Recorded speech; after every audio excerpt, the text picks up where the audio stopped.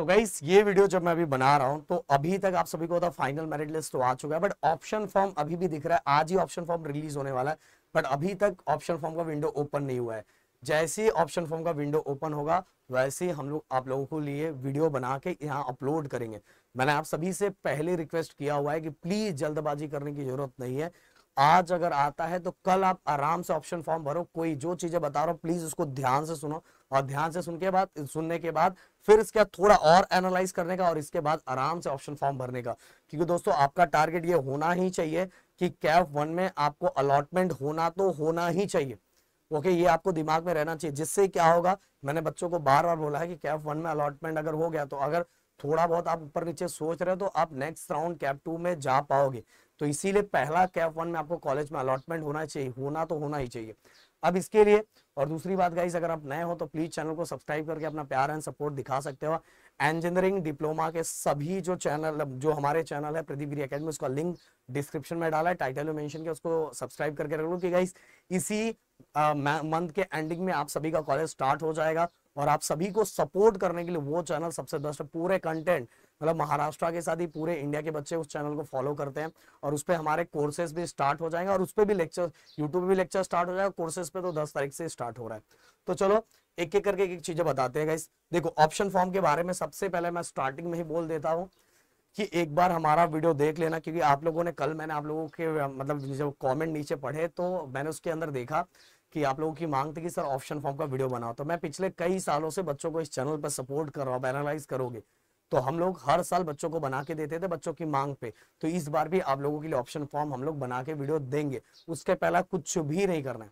दूसरी बात, comment box में मुझे ये लिख के बताओ कि आपके फाइनल मेरिट लिस्ट में क्या मार्क्स चेंज हुआ है कि नहीं चेंज हुआ है। ओके, कमेंट जरूर करना गाइस, इससे मुझे पता चलेगा थोड़ी चीजें, और ये जो पता चलेगा ये पिछले साल जो अभी नए आने वाले बच्चों उनको भी थोड़ी हेल्प हो पाएगी।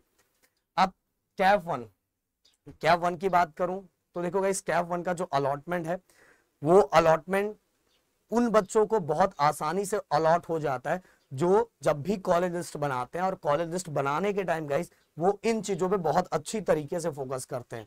ओके, इस पे देखो गाइस 21, 22, 23, ये अगर इन तीन चीजों पे आपने बहुत अच्छे तरीके से ध्यान दिया, आप पिछले 3 सालों पे 24, 23, 22 इन पे बहुत अच्छे से ध्यान दिया कि पिछले 3 साल जो हम कॉलेज लिस्ट, जहां भी सबसे पहले आपको ये डिसाइड करना पड़ेगा कि कौन सी यूनिवर्सिटी में आप एडमिशन ले रहे हो। मुंबई ले रहे हो, पुणे ले रहे हो, नासिक ले रहे हो, कहाँ ले रहे हो, ये आपको फिक्स कर लेना। आप तो फिक्स हो गया होगा भाई, या तो 2 आप ऑप्शन बना के रखो, तो 2 ऑप्शन बना के रखो कि मुझे यहाँ लेना है। तो सबसे पहले तो ये क्लियर होना चाहिए आपके लिस्ट के अंदर कौन सी यूनिवर्सिटी के अंदर आपको एडमिशन लेना है। वो लेने के बाद आप गूगल पे आराम से सर्च करो यार, आराम से आपको वहां के नंबर ऑफ कॉलेजेस मिल जाएंगे, और उन कॉलेजेस के कट ऑफ को आप आराम से, उन कॉलेजेस के कट ऑफ को आप यहां से देख सकते हो कि पिछले 3-4 सालों के अंदर उन कॉलेज का कट ऑफ क्या रहा है, कौन से कोर्सेज के लिए।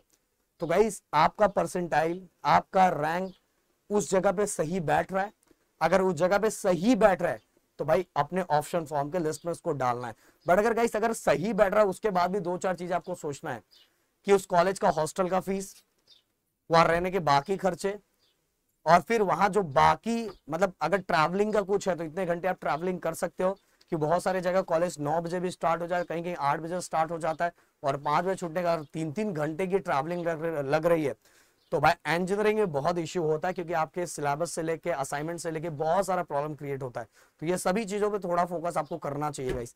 हाँ, अगर आप वहां रह सकते हो, हॉस्टल में रह सकते हो, या तो गाइस रेंट रूम लेके रह सकते हो। ये रेंट वाला जो सिस्टम है, ये तो अब जब आप कॉलेज में जाओगे तो 2-4 दोस्त जब मिलेंगे तो मिल के एक साथ रेंट पे ले सकते हो, या तो अगर कोई आपका आजू बाजू रिलेटिव रहता है। तो ये सभी चीजों को एनालाइज करके कॉलेज लिस्ट बनाना है। ये नहीं कि बस आपने आपके परसेंटाइल अकॉर्डिंग फिट बैठ रहा है तो आपने ले लिया, ऐसा नहीं। क्योंकि आगे जाके इंजीनियरिंग में बहुत सारे इशू क्रिएट होते हैं दोस्तों।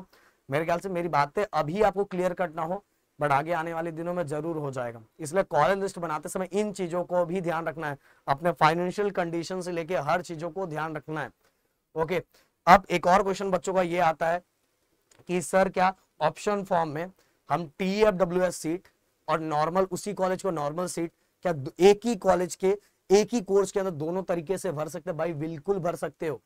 TFWS के थ्रू भी भर सकते हो, और उसी कॉलेज उसी कोर्स को आप नॉर्मल तरीके से भर सकते हो। बच्चे करते हैं क्योंकि उनको ऐसा डर लगता है कि यार TFWS सीट नहीं मिला तो यही कॉलेज मुझे चाहिए, तो ये कोर्स मुझे नॉर्मल तरीके से मिल जाएगा, तो आप भर सकते हो। ओके, समझ में आ गया।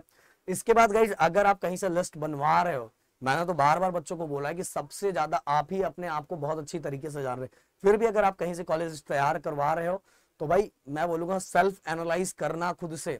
बहुत सारे जगहों पे कॉलेज ऐसे ही उठा के दे दिया जा रहा है, और इसमें हर साल हम लोग देख रहे हैं, हर साल बच्चे ऑप्शन फॉर्म कैप वन आने के बाद बार बार मुझे मैसेज करते हैं, कमेंट करते हैं कि सर मुझे कॉलेज अलाउड नहीं हुआ, नहीं हुआ, नहीं हुआ।